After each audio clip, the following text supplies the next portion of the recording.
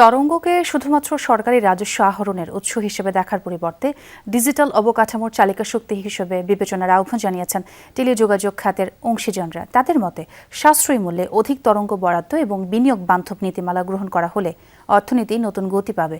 মানসম্পন্ন সেবার পরিধি বিস্তারের লক্ষ্যে তরঙ্গের দাম হ্রাসের বিষয়টি বিবেচনা করা হবে বলে জানিয়েছেন প্রধানমন্ত্রী টেলিযোগাযোগ ও তথ্য প্রযুক্তি বিষয়ক উপদেষ্টা রেহান আসিফ আসাদ। শনিবার রাজধানীতে সাশ্রয়ী তরঙ্গ ও সবার জন্য ইন্টারনেট শীর্ষক সেমিনারের আয়োজন করে টেলিকম রিপোর্টারদের সংগঠন টিআরএনবি। অনেক স্পেকট্রাম অব্যবহৃত থেকে যায়, আমরা সেই জায়গাতে একটু টাচ করতে চাই। অনুষ্ঠানে প্রযুক্তিবিদরা বলেন, মোবাইল ফোন সেবার অন্যতম অনুষঙ্গ তরঙ্গ। চলতি বছরের শেষ দিকে অপারেটরদের বিভিন্ন ব্যান্ডের তরঙ্গ নবায়ন করতে হবে। নবায়নের সময় যদি এর মূল্য হ্রাস না করা হয়, তাহলে গ্রাহক পর্যায়ে সেবার মানে নেতিবাচক প্রভাব পড়বে। একটা ইস্যু হয়ে গেছে যে how can we recover the cost of it. সেই জন্যই আমরা সবসময় রিকোয়েস্ট করছি যে আমাদের স্পেকট্রামটা, যেটা আমরা দেখেছি প্রায় 18% হচ্ছে আমাদের spectrum cost of our revenue, which is very high.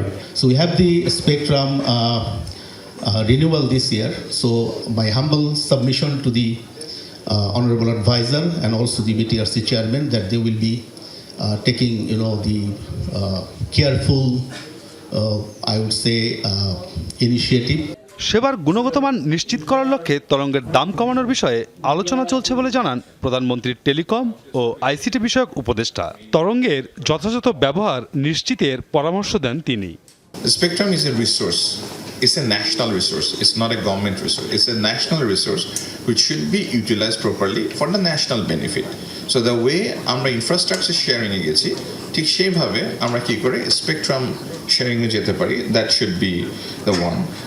Mobile অপারেটররা জানান, গ্রাহক অনুপাতে তরঙ্গের পরিমাণ কম থাকায় মানসম্মত সেবা মিলছে না। স্পেকট্রাম প্রাইসটা রেশনালাইজেশনের কথা বলছি, যে এমন একটা জায়গা আনতে হবে যে জায়গাটা থেকে আমরা আমাদের রোল আউট অব্লিগেশনগুলো কমপ্লিট করতে পারি, সেই সাথে আমরা জনগণকে সেবাটা দিতে পারি, অ্যান্ড অফকোর্স আমার যাতে সাফিসিয়েন্ট প্রফিট থাকে, যাতে আমি ফিউচার ইনভেস্টমেন্টও কন্টিনিউ করতে পারি। কাস্টমাররা কি পাচ্ছে ইন টোটালিটি পার্সপেক্টিভ, স্পেকট্রামটা নেওয়ার পরে আমি রোল আউট করছি কিনা, স্মার্টফোন আনতে পারছি কিনা, রাইট প্রাইসে ডাটা দিতে পারছি কিনা, এই সবগুলা জিনিস মিলে আমাদের কাস্টমারের বেনিফিটটা যদি আমরা আলটিমেটলি নিয়ে না আসতে পারি, তাহলে টোটাল একটা শুধুমাত্র স্পেকট্রামের ডিসকাশন দিয়ে আসলে খুব একটা কাজে দিচ্ছে না। মোবাইলে মানসম্মত সেবার জন্য গ্রাহক প্রতি তরঙ্গের ব্যবহার কম। আগামী বছর 400 মেগাহার্টজ তরঙ্গ নিলামের জন্য তোলা হবে বলে জানান বিটিআরসির চেয়ারম্যান। রিসোর্স ইউটিলাইজেশন যদি বাড়ানো যায়, তাহলে আমরা তাদেরকে ইনসেন্টিভ দিতে চাই। আমরা চাই হচ্ছে প্রত্যন্ত অঞ্চলে রিস্ক এরিয়া, ডিপ্রাইভড এরিয়াতে যাচ্ছে, ওইসব জায়গায় যদি রিসোর্স ইউটিলাইজেশন, স্পেকট্রাম ইউটিলাইজেশন যদি বাড়ানো যায়, কাভারেজ যদি বাড়ানো যায়, আমরা ইনসেন্টিভ দিতে চাই। But how, on what basis, we really don't know. অনুষ্ঠানে জানানো হয়, মোবাইল অপারেটরদের মোট রাজস্বের অন্তত 16% তরঙ্গের ফি পরিশোধেই ব্যয় হয়।